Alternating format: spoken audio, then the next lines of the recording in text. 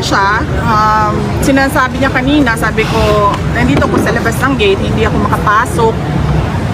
Sabi ko, hindi kita personal na mabigyan ng instructions, pero tinext ko na, sabi ko minessage ko sa kanila lahat na kung sino man yung nandun sa loob, ano yung kailangan mong gawin. And then he said na, huwag ka na magantay dyan, umuwi ka na. So, hindi ko rin naman magawa na iwanan ng ating dating Pangulo. Hindi dahil tatay ko siya, pero dahil hindi ko matanggap na nagiging doormat tayo ng mga dayuhan. Ganito lang tayo, mga maliliit na mga tao kung ikumpara mo sa ibang bansa. Pero alam mo yun, dapat may pride tayo ba? Dapat tayo kami Pilipino. Ma'am, how is he taking this? Magkaisa tayo. Nagkausap kami kagabi. And it was okay naman. Sabi niya lagi, daan lang sa legal. Daan lang sa legal. Yun ang sabi niya. Kaya yung discussions din namin, legal. Kumusta yung kabisugan niya? Kumusta yung kabisugan niya? Anong napag-usapan niyo about this? Oh, yan ang hindi ko alam kasi kung ano yung kanyang mga gamot, ano yung kanyang mga health conditions. Ang pagkakaalam ko meron talaga siyang mga health conditions, kaya siya may nurse na kasama lagi. And then meron siyang mga gamot at meron siyang mga gadget na kailangan na kasama niya lagi. And then, ang pagkakarinig ko kanina, mataas yung sobrang taas ng blood sugar niya, kaya nag-insulin sila. Ma'am, how true are the reports na nagiging daw po ng asylum si former President Duterte sa China and what was denied by you? Wala. I was there in Hong Kong. Wala siyang kausap from the Chinese government. And in fact, sabi niya, kung maalala niyo, ma'am, habang lumalapit yung eleksyon, ma'am, tumitindi yung personal na panggigipit. Sa tingin niyo, babaliktad din po ang lahat? Kaya nga sinasabi ko kanina, sir, nandyan yung tao. I mean, tagalin man nila si former President Duterte sa equation sa midterm elections. Nandyan yung taong bayan at lumalakas yung block voting ng PPP 9 candidates. Pero sinasabi ko sa inyo kanina, mag-ingat kayo sa election cheating. Matindi ito.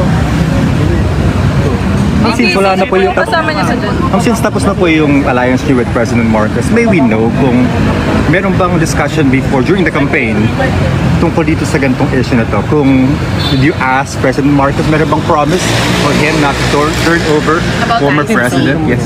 We did not discuss anything about Were there discussions before this? No, with President Marcos, no.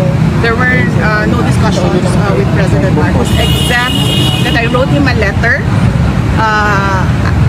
and then he replied regarding the ICC and that there will be no cooperation with the ICC and we'll release that letter. And how are you feeling, ma'am? How are you feeling? Sino ba kasama niyo sa plane? Ako hindi ko alam. Hindi kayo Sorry. Alam ko lang yung mga hindi nakasama sa plane, yung nasa labas. Kasama si Kitty, hindi nakasama? Nandoon si Kitty sa labas. And kasi crucial itong gabi nito. National Police, kung susunod sila sa illegal na mga orders, wala tayong magagawa. Yun yung desisyon ng Philippine National Police. Mag-implement sila ng illegal orders. That's what they did with Yusek Zulaika Lopez. So it's not surprising that it is happening. Ma'am, may mga balita na kayo daw po, idinadawit po kayo dito po sa issue ng ICC. Sa tingin niyo, ma'am, baka kayo na po ang next na puntirin after this? Oo, sinabihan ako ng nanay ko. Sinabihan ako ng nanay ko, sabi niya, mag-ingat ka dahil ikaw ang susunod. Handa na, ma'am? Anong handa?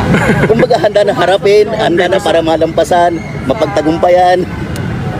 Iniisip ko lang ang gastos sa abogado eh. Magastos kasi ang mga abogado. So yan lang naman yung concern natin sa ngayon. But so far, napaghandaan din naman yung gastos para sa mga abogado. Okay lang. Yes, my mother warned me about me as the next target for the ICC. Ma'am, ba't di pala kayo magkasabay umuwi ng Pangulo? Para pinapalayo ko ba niya sa kumbaga sa circle na kumbaga wag ka na idamay ng pamumulitika? Hindi. Kasi kami, kung napapansin nyo, kahit dati, hindi kami nagsasabay sa airplane. Na silang pakisawa or kaming mag-ama. Hindi kami nagsasabay sa airplane kasi pag nahulog yung airplane, mauubos kami lahat. Kaya Okay. never kami nagsasabay sa mga Kaya hindi rin ako makapagsabi sa loob na kasama ako sa airplane na yan. Ma'am, ito pong private plane, ito pong chartered plane na pinagsakyan po kay PRRD. Pag-aari daw po ito ng isang congressman na si Congressman Zaldico. Tama po ba? Hindi ko alam kung sino ang may-ari nung airplane. Pero nung nakita ko na sinasabi nila na galing sa Pilipinas lang yung airplane, nakikita na natin na Private.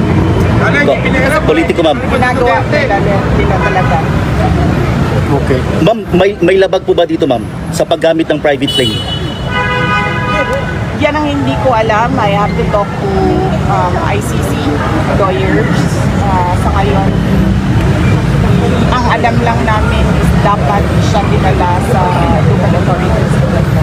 Ma'am, nag-update po ba sa inyo sila Attorney Torion at Attorney Vic Rodriguez tungkol po sa certiorari petition?